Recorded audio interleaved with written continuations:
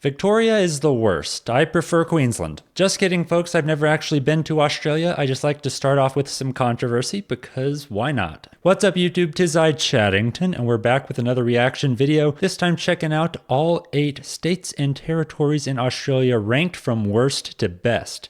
Alright, this is a good one. Shout out to the channel from here to there for the video. Don't forget to like and subscribe, and without further ado, let's go. Okay, I actually need to refamiliarize myself with all the states in Australia because I forget that easily. And I also always think that Victoria doesn't exist. I always think New South Wales is like this whole section of country, but I can't forget Victoria because that's where Melbourne is. Okay, Western Australia, South, North, Queensland, New South Wales, and Victoria. And Tasmania, of course, can't forget that. Okay, I think I've got it. Do you love to curse, enjoy large empty swaths of extremely hot desert, and want to increase your risk of skin cancer? Well, then you might be a feral camel, in which case you're likely already in Australia. And if you're not, why haven't you moved here? With gorgeous Does beaches, Australia have feral camels? That is news to me. incredible cities, great healthcare and education, and some of the most unique ecosystems and wildlife not found anywhere else on Earth, the land down under is one of the best countries to live in. But while this giant island continent country, is around the same size as the contiguous United States, it has just 1/13 the population. And over half of the 25.9 million Australians reside in just 3 cities. But doesn't Australia have like 6 states and 2 major territories? Why don't people spread out more? Well, Mr. Camel, because most of the country gets so hot that you'll end up looking like this guy if you spend 5 minutes outside. That was the same question I had at one point. It was like, why is everyone just living on the coast? The country's so big. Why don't y'all just, move out into the city? From what I hear, the houses are getting really expensive over there, but there seems like there's plenty of land. But apparently it is not exactly habitable out there. So unless you actually are one of the 1 million feral camels that call the outback home. Well, there you go. Wow, that is shocking. I had no idea about that. If you would say feral camels, I thought we'd only be in like Saudi Arabia or something. I want to stick with 85% of Australians who live within 50 kilometers of the coast. Doesn't like every state touch the ocean though? How do I know which is best? Find out as we rank all 8 Australian states and territories from worst to best. And let's hit 5,000 likes for a video on the 10 best cities in Australia. Number 8. Actually, we're going to start off with a quick honorable mention. The external territories. That's right, Norfolk Island, Christmas Island, the Cocos Islands, and a few other islands that no one lives on. That looks like a very beautiful island. So much greenery. I didn't forget about you. Now, don't get me wrong. These aren't terrible places to live and are breathtaking with plenty of endemic species and extravagant landscapes. Hold up. And are breathtaking with plenty of endemic species. Oh my gosh, are those real? Are those crabs? That is kind of scary, but also really cool. Those are some bright red crabs. Extravagant landscapes. Christmas Island's nickname is actually Australia's Galapagos due to its unique red crabs, booby birds, flying foxes, and hundreds of other animals and fauna found throughout the tropical jungle. Booby birds? Folks, this is a family-friendly channel. I'm going to have to cut that part out. And surrounding coral reef. And the largest and most inhabitable of these islands, Norfolk Island, is home to the tallest pine trees in the world, beautiful beaches and rolling pastures, and some of the rarest birds. If you don't mind a very slow-paced lifestyle with few modern conveniences, and most things being more expensive as they have to be shipped in, the external territories might seem like paradise. But considering they all have a combined population of only around 5,000, the extremely isolated lifestyle isn't for most. Actual number 8, Northern Territory. If you're strictly looking to rake in the dough and don't mind the lack of infrastructure or seclusion from the rest of the country, the Northern Territory might be for you. The median household income is the 3rd highest of any state or territory at 115 grand, and the median home value is the lowest at just 515. Hold up, median income is 115 grand? That seems high. It's like everyone in Australia rich? No, that can't be true. But I feel like in the US, if I recall correctly, the average income for like a family is $65K per year. So it's double that, and this is only the 3rd highest state in terms of income, I think he said. Wow. 15 grand. Plus, there's no property tax. But gotta love that. As someone from Texas, no property tax in Texas.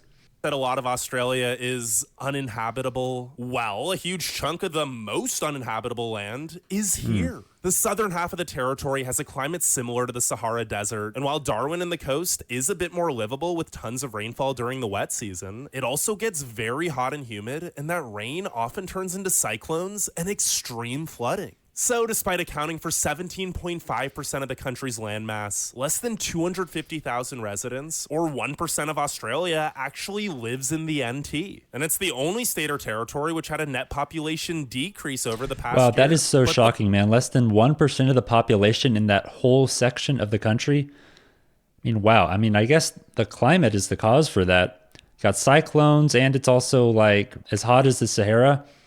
That is a crazy combination. The lack of people is also why many love living here. From Litchfield and Kakadu to Uluru and Watarka National Parks, the territory is home to so much stunning wide open wilderness that you can experience all to yourself. Although you might not want to be too alone, because not only does the Northern Territory have the most saltwater crocodiles in Australia, it's also by far the most dangerous state or territory, with a violent crime rate 323% above the national average. Wow, that's shocking, but the population is so low. I'm surprised that the crime rate is that high, because usually in like rural, low population areas, there isn't as much crime as there is in the inner cities. Although maybe that's just an American thing, but I don't know, huh? Maybe it is the worst territory, folks. What do you think? Let me know in the comments. Number 7, South Australia. While the Northern Territory is home to some of the highest wages in the nation, South Australia has the second lowest median household income at just $98,500 and the highest unemployment rate at 4.4%. But if you're someone who prefers the simple life and community over vibrancy and wealth, the Festival State is a wonderful place to settle down. The Festival State. That sounds like fun. To so many charming suburbs and beach towns, over 5,000 kilometers of pristine coastline, the best wine in the country, and hardly any crime. And with below average fuel, grocery, and utility costs, and a median home value of just $565,000, South Australia is actually the cheapest state. And Adelaide is the cheapest capital. Sure, Adelaide's also likely the most boring city with over 1 million residents, and a bit behind the times with supermarkets. That's not true. Adelaide has the Adelaide Oval. That was that sporting arena I've discovered in multiple videos I've done in the past, including the one where I think I picked an AFL team, and I looked at all the different AFL stadiums, and I really liked the Adelaide Oval because the scenery was so nice around it, and it has this river like running around it, and it was absolutely beautiful. So I feel like this guy's throwing some shade on Adelaide. Hey, that rhymed. Closing at 5 p.m. on weekends, for example, but that's also by design. Adelaiders love that their home offers all of the amenities of a city, with great food, museums, parks, festivals, and a few unique attractions like the Adelaide Central Market, while still maintaining its small town charm with hardly any traffic and where everyone knows everyone. Not to mention, it's easy to navigate with no toll roads and a beautiful beach or waterfall hike being just a 20-minute drive from the city. I love all of that. He's making it sound pretty good to me. I don't know why it's number 7, because I hate traffic. Number 6. Queensland. Queensland is Australia's most popular holiday destination, and for good reason. It's incredibly safe, has the most national parks, and with scenery as diverse as the Great Barrier Reef, Daintree Rainforest, Porcupine Gorge, and Lamington, Girrawin, Goringan, under a volcanic Blackdown Tablelands, and Great Sandy National Parks, not to mention the only Everglades ecosystem outside of Florida, it's debatably the most beautiful state. And if you prefer a more chill vacation, the Sunshine State also offers plenty of theme parks and resorts in the Gold Coast and over 13,000 kilometers of jaw-dropping beaches. So while many used to only holiday here, that's quickly changing as more people learn of Queensland's exceptional small cities and towns. In fact, it's now the fastest growing state and one of only 2 states where over half the population doesn't live in the capital. And it's not because Brisbane sucks. It's actually often ranked as the most livable city in Australia, as it's not nearly as congested or expensive as Sydney or Melbourne, while still offering legit big city amenities and experiencing rapid growth, especially with the Olympics coming in 2032. But while Queensland's economy is the second fastest growing of any state, it still has some catching up to do with the third lowest median household income of just $105,000. Because of this and the... I didn't know that Queensland was where most of the tourism and like beautiful scenery was. You also said it has the most national parks. The fact that the housing market is booming with a median home cost of 788 grand. The Sunshine State has the highest poverty rate at 13.5%. Number 5. I'm going to look at this map for a second. Okay, so Brisbane is in Queensland. It also has the Great Barrier Reef. Tasmania. Tasmania feels nothing like the rest of Australia. And that's because it isn't. An island located around 200 kilometers south of the mainland, the smallest state by both size and population, is home to so many otherworldly and unique Wow, is that landscapes and Tasmania? That is incredible. Absolutely beautiful.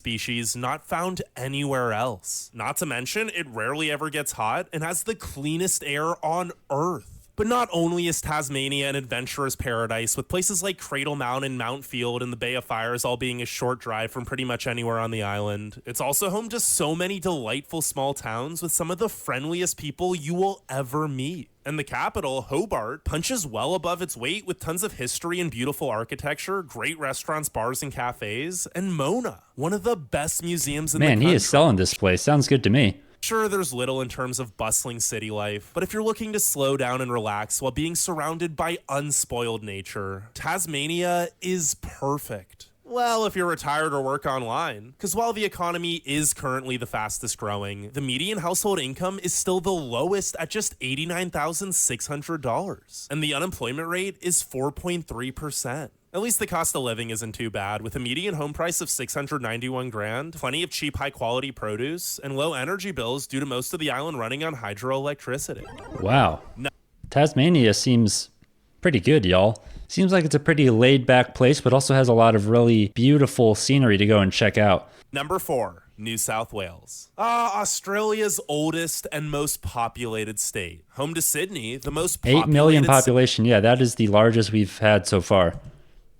City. But while Sydney's big city amenities, multiculturalism, high quality of life, and beautiful beaches and harbors speak for themselves, this great state is so much more than just its capital. New South Wales spans over 800,000 square kilometers and is packed with 18 diverse bioregions ranging from sandy deserts to lush rainforests, rugged mountains, rolling hills, grasslands, rivers. That is crazy, man. The amount of diversity in nature across the country of Australia is just absolutely astounding. I mean, literally anything you can think of, like from snow to the beach to rainforesty type places, this country has it all. It is unbelievable. Kind of similar to the US in that way, but the US is not this diverse. And I need to do some more traveling in my own country because I haven't been to a lot of the national parks and other places in the US that people come from all over the world to see. So I need to get busy and do some traveling. Yeah. Did you know this, and this are all within a 2-hour drive of Sydney? And if both big city life and serene scenery aren't your jam, there's also no shortage. Hold up, all those sheep were walking in lines. Sydney. And if both big city life and serene scenery that's interesting. aren't your jam, there's also no shortage of incredible mountain or beach towns, as well as one of the best small cities in Newcastle. As a whole, New South Wales is likely the most balanced province and truly offers something for every type of lifestyle. Then why the heck is it only number 4? Well, because it's bloody expensive, with the highest median home cost of $1.22 million. Now, that's almost double the highest of one of our previous states. The highest we've had so far was 700,000. So wow, average of 1.2 million in the whole state? Dang. Does have an excellent and diverse economy, so wages across the state aren't bad, with a median household income of 114 grand and the lowest unemployment rate of just 2.9%. I guess that makes sense because you have to have a job to live in this place. It's expensive. Living in Sydney also means terrible traffic, everywhere being crowded, and some of the worst nightlife for a major city. Really? Worst nightlife? I wonder why that is. Maybe people in Australia are more outdoorsy, and so they don't really do the late night clubbing stuff. Leave it to me to try to psychoanalyze an entire country, but hey, let me know in the comments if I am right about that or if I'm crazy.